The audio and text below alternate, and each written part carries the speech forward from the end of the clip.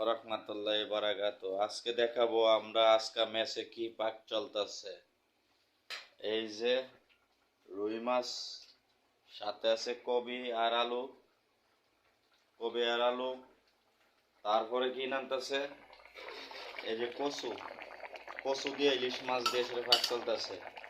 ম্যাচে খাইবেন বেশি কইরা, ম্যাচে খাইলে ভালা মন্দ খাইতে পারবেন, আর একা খাইবেন ভালা মন্দ খাইতে পারবেন না। ম্যাচে খাইবেন ম্যাচে। এই দেখেন পাক, দেখছেন আমাদের মেসের পাক দেখেন। আমরা অনেক সুখী আছি, ম্যাচ নিয়ে সেরে ভালো আছি। এই যে রুই মাছ দেখেন, এই যে রুই মাছ, এই যে রুই মাছ দেখেন, ঠিক আছে। ম্যাচে খাইবা, ম্যাচে খাইবা, ম্যাচে খাইলে ভালো মন্দ খাইতে পারবা, ভালো মন্দ খাইতে পারবা ম্যাচে খাইলে,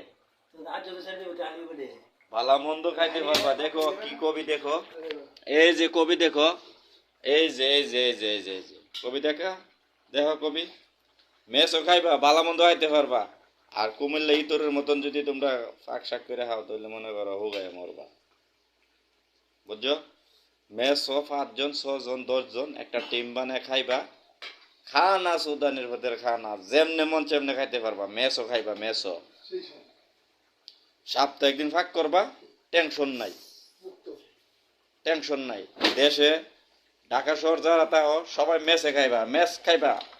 এই যে আমাদের ইলিশ মাছ দিয়ে সেটা কচুটা ভাগ করছি, এটা মেসো না হইলে, এটা অন্য হইলে খানাটা খাইতে লইলে মেসো দিয়ে কিন্তু ভালো মন্দ খাওয়ান যায়, বোঝেন তো। আর কুমিল্লা নোয়াইল্লারা তো মনে করো এরা হানা সারছো ভোগাই দেয় সবসময়।